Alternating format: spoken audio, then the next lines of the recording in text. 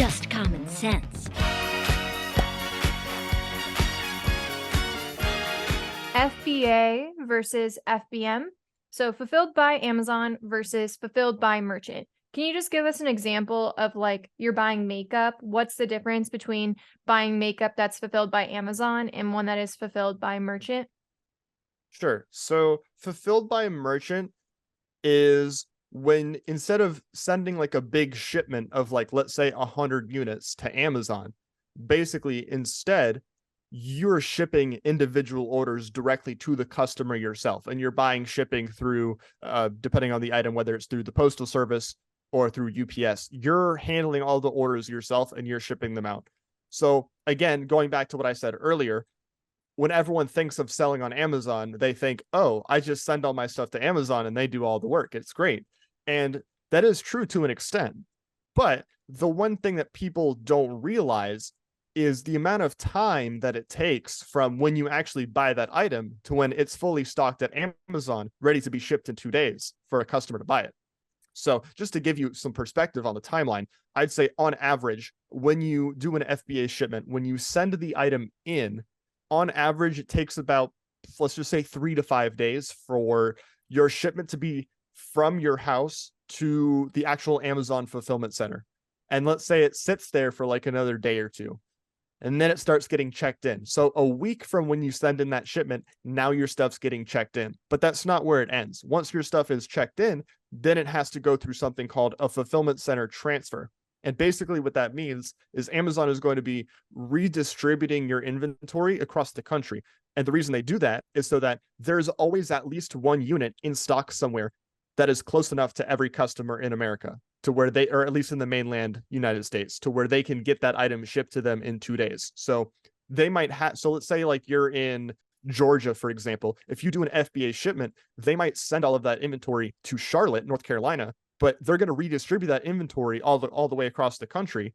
And on average, that can take another week or two. So as a conservative estimate, it's about 4 weeks from when you actually purchase the item to when it's done being transferred and it's up for sale. So the time lag from when you buy it to when you can sell it on Amazon is on average about 3 to 4 weeks.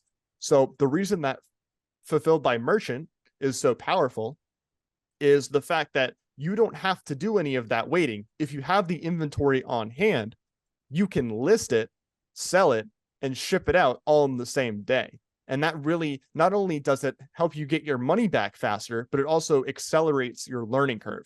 Another thing that people don't consider is how you get paid out by Amazon. So you aren't eligible to be paid out from an Amazon order until 2 weeks after the item has been shipped to the customer. So if we think back to what I just said, on average, it's about 4 weeks from when you buy the item to when it could be sold on Amazon. That means when you buy that item, you're not getting that money back for at least 6 weeks. And that's assuming you sell it immediately. So the reason that merchant fulfilled is so powerful, especially in the beginning, is you don't have to wait 6 weeks to get your money back. You can get the inventory today, you can list it today, you can sell it today, ship it out today, and you can see that money back in 2 weeks. And people don't want to hear that because they don't want to get off their ass and work. But the reality is, if you want to grow quickly, that's going to be the way to do it, because you get your money back faster, you sell stuff faster, you learn faster. It accelerates your learning curve massively, which is why I think it's such an underrated strategy that most people don't want to do because they're lazy. And so the reason why fulfilled by merchant is more work than fulfilled by Amazon is because you have to purchase the product, package the product, and send it to the end customer, versus for fulfilled by Amazon, you purchase the product and you ship it to Amazon and you're done. Yeah, I mean, if we're being honest, the amount of work that it takes to prep an item for FBA versus FBM really isn't that big of a time difference. Like, let's say that I'm selling let's just say that I'm selling like some random makeup product. To prep it for FBA, I put a sticker on it and then I put it in the box. To prep it for FBM, I put it in a bubble mailer and then I slap the shipping label on it. So the FBM order takes like an extra 15 seconds because you have to print the shipping label. But you got to calculate that into the cost. I'm just kidding. yeah, it's really not that big of a difference. Just that people have this, whenever people, I think that this is partially, the gurus are partially to blame for this, I think, is when they pitch selling on Amazon is like this thing where it's like, oh, Amazon does everything and you just make money for no work. And that's not really how it works. But people sort of have that image implanted in their minds. And it's not like you can't get to a point where you're mostly removed from the business, but you need to spend a lot of time building systems and training employees to actually get to that point. But people just want to put in a bunch of money and then just, again, like I said before, they want to make a bunch of money for doing nothing. And that's just not how it works. And so I'm struggling to understand what's the benefit of doing FBA over FBM at all then. If it's same time investment, but you get your money faster, you learn faster, what's the benefit of doing FBA? FBA is much more, it's a lot easier to do at scale is really the big thing.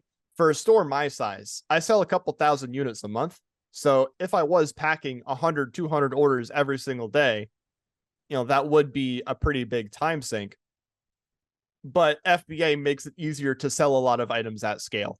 Another thing too is that most customers will prefer FBA as well because you have that 2-day shipping, and depending on where you live, sometimes 1-day shipping. So customers are always going to prefer that as well. And another advantage to FBA is depending on the weight of the item or the dimensions of the item, because you're purchasing shipping directly from the post office or from UPS, or in some rare cases FedEx if you're doing like some really heavy stuff like pools.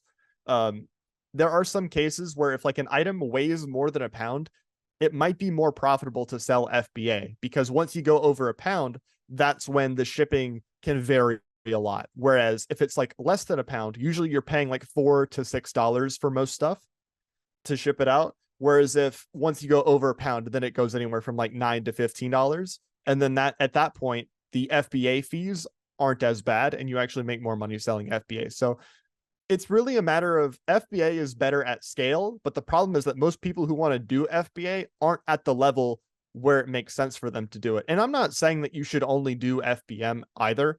I just think it's important to mix it in when you're starting out because it just helps with cash flow. But there's nothing wrong with doing both. I do both.